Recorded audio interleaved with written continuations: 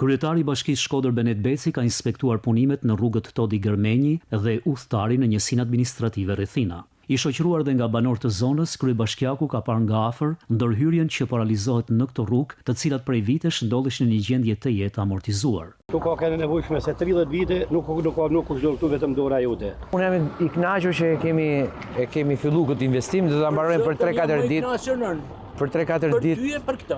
Ja, shumë mirë se është 2.2 kilometra deri te varri. Për një javë besoj e kryem edhe me asfalt, edhe me vizime. Edhe besoj do të jetë një investim që një punë e mirë shumë. Që ju është dash ka herë, por që këtë radhë ka përdalë shumë mirë. Ky investim konsiderohet si strategjik për zonën pasi lidh 3 fshatra, Shtojnë e Ri, Golemin dhe Grudën, me aksin nacional Shkodër-Koplik, duke lehtësuar kështu ndjeshëm qarkullimin për komunitetin e zonës.